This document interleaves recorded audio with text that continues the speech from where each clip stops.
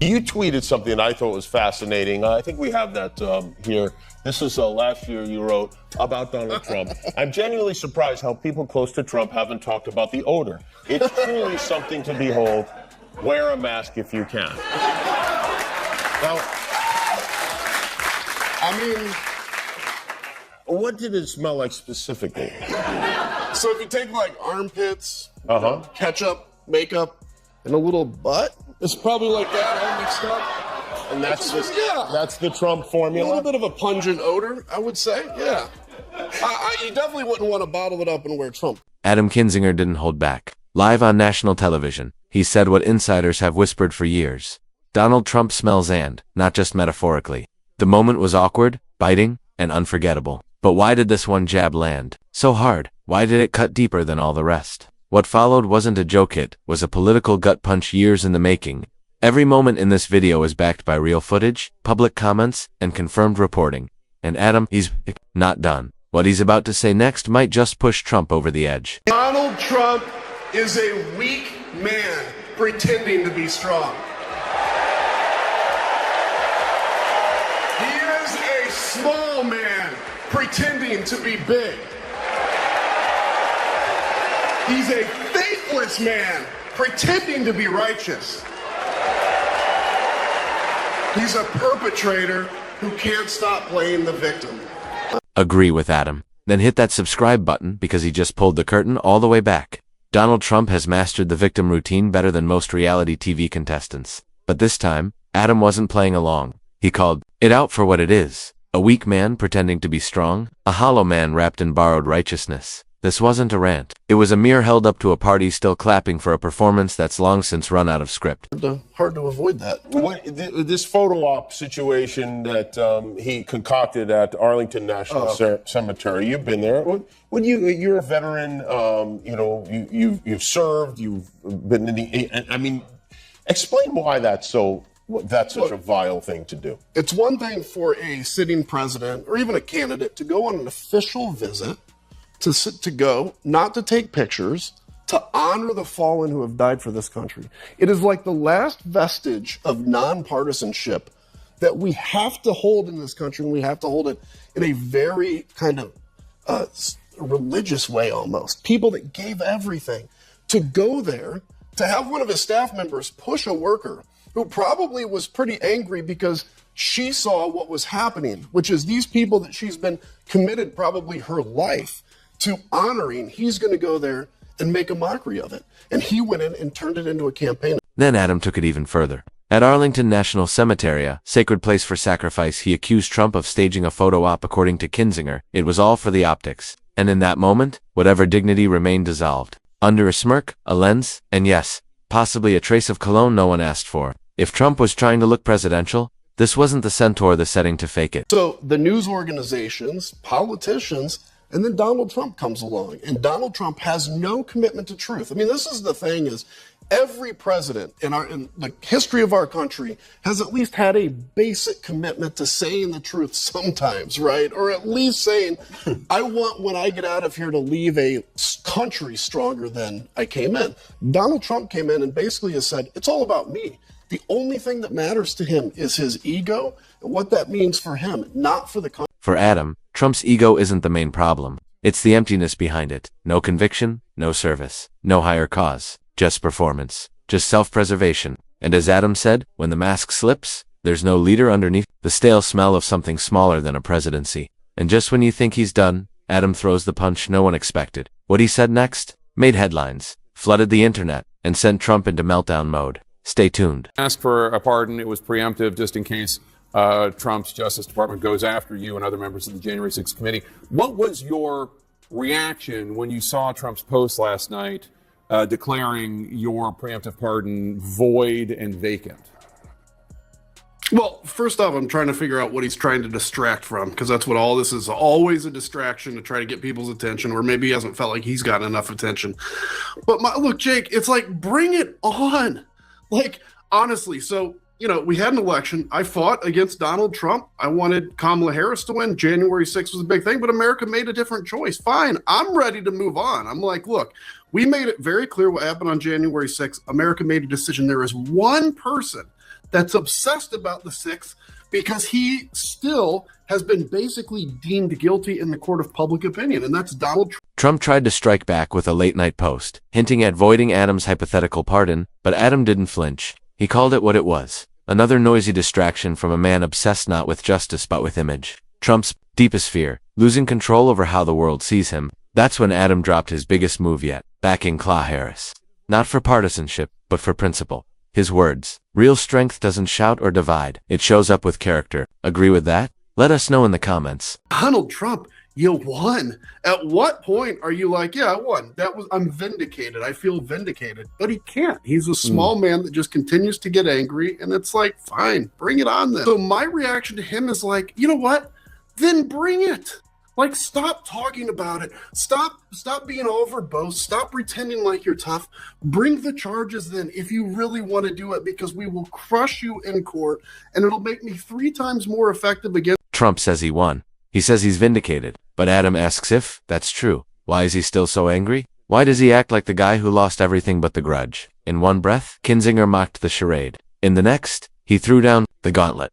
If Trump wants a legal fight, bring it. We'll crush him in court, in every attack. It only makes Adam louder, stronger, and even harder to ignore. To you, you're sitting in court again, under pressure and stress, and then a warm feeling comes over you, uncomfortably warm. It's pressure, all right. Down there. That's when you need Trump diapers. Trump diapers are the elite adult incontinence product for owning libs on the go while you go. Trump diapers contain a comforting, patent-pending fiber that's the ultimate in pulling fluids from your delicate orange skin. I always look orange. With Trump diapers, you can sit all day in luxurious comfort, whether you're busy ending democracy or just rage posting on social media without consequence. If Adam cracked the door by mocking Trump's smell, the internet kicked it open and sprayed Febreze on the way in.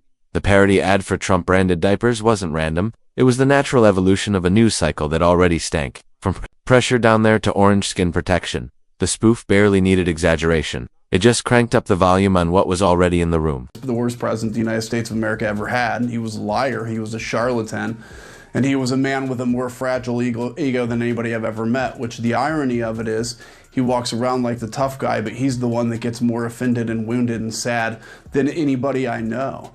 Let's keep going. What's coming next isn't speculation, it's real, recorded, and it's all coming out now. Adam swung hard. Trump responded, just not with substance. It was loud, it was angry. It was exactly what you'd expect, maybe worse.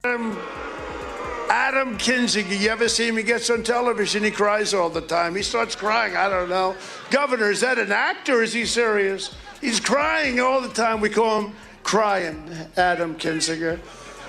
And the other neocons who have never found a war that they did not want. And by the way, we got everything we want. Trump didn't refute Adam's claims. He went straight for the insult. Crying Adam, he sneered, mocking emotion, swiping at neoconservatives, and offering zero rebuttal. It was familiar, it was tired, and it was aimed at someone who had just delivered a very real blow. But Adam, he wasn't done. Has really built a cult of personality. And when you go after the leader of a cult, it's almost like going after somebody's religion, because this is what they have taken. Everything they do is built on this idea that Donald Trump's going to save America. So the vitriol is crazy. He didn't shed a tear. He fired back, cold and direct. He called out the cult of personality around Trump, where questioning the leader feels like blasphemy. And to those who think Trump is America's savior, Adam asked, save it from what? Facts? Logic? Democracy? I feel so sorry for him, but I do actually. You know, they pay millions of dollars in taxes. They're taking a shower. They're told to hurry up. You're only allowed a small amount of water when they take a shower. That's why rich people from Beverly Hills, generally speaking, don't smell so good, you know? Typically. You ever notice they're not great?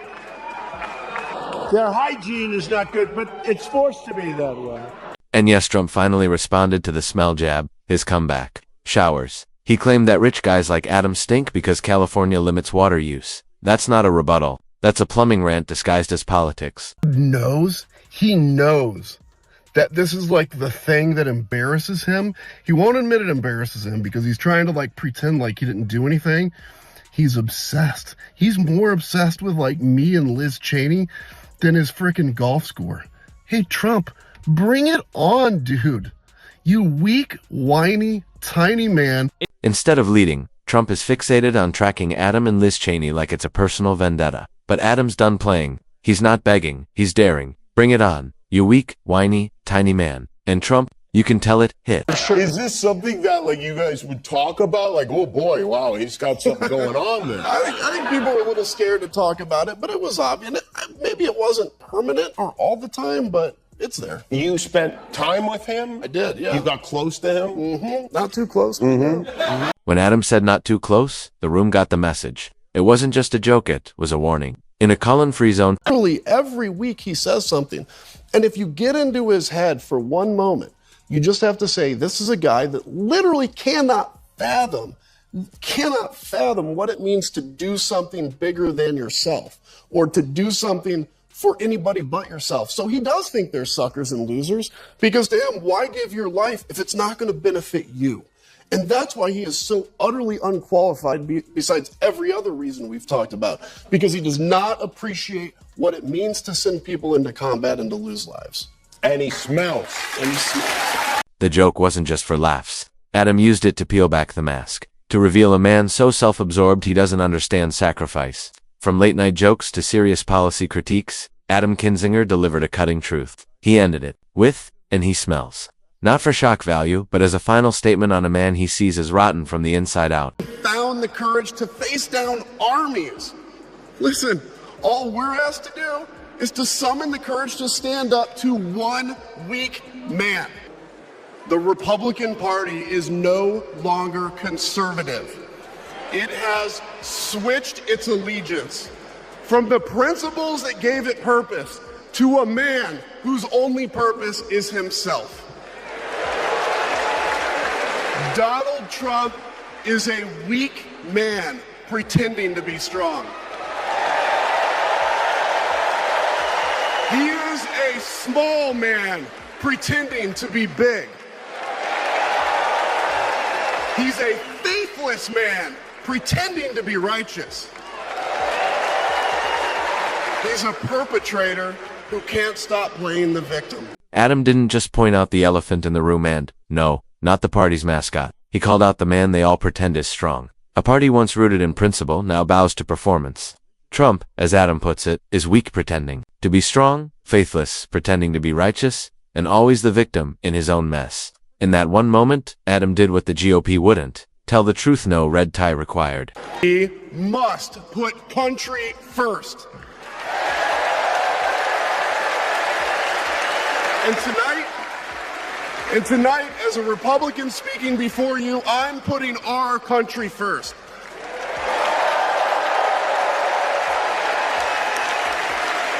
Because the fact is, I do belong here. I know Kamala Harris shares my allegiance to the rule of law, the Constitution, and democracy. And she is dedicated to upholding all three in service to our country. Whatever policies we And here's the twist Trump didn't see coming. A Republican Adam Kinzinger standing next to Kamala Harris in spirit, if not in policy. When both sides defend the rule of law, Trump's bluster looks smaller than ever. And you know he's rage posting already. To get anybody, we're not out to embarrass anybody. We're out to get to the truth. If the truth embarrasses somebody, I can't help that. But our job is to give a full accountability to the American people. For Adam, the uniform wasn't just fabric, it was a promise. And when he looks at Trump, he sees what happens when ego dresses up his patriotism. Strip away the show, and what's left? A man terrified of the truth. And that, in politics, is the most dangerous thing of all. Trump was persona non grata in the Republican Party after January 6th for 3 weeks. And then Kevin McCarthy goes to Mar-a-Lago, and it was like the ambulance pulls up with those little paddles that get your heart started again. And he resurrected him politically. So you cannot politicize fallen American soldiers come hell or high water. That is a red line you can't cross. He crossed it happily, and he's defending himself, and not just defending himself, going after the worker that one of his people shot. And that is just so beneath the presidency. Looking back, Adam didn't just see Trump's chaos. He saw the enablers too. Kevin McCarthy's visit to Mar-a-Lago didn't just revive Trump, it revived a pattern. Loyalty over principle, spectacle over service. When Trump turned fallen soldiers into talking points and targeted a worker just doing his job, Adam drew a hard line. This isn't leadership, it's illusion. An illusion cracks the moment someone dares to say it out loud. From satire to the House floor, Kinzinger's battle with Trump was never personal, it was political, institutional, and moral. The flashpoint. A lingering stench, literal and symbolic. A presidency propped up not by policy, but by grievance. And whether you agree with Adam or not, the question still lingers. What happens to democracy when the boldest act is telling the truth about the emperor's clothes? This video is based on real events, televised interviews, and public records. All content follows YouTube's guidelines and fair use principles for political commentary and analysis. If you found this breakdown insightful, subscribe for more. Thanks for watching.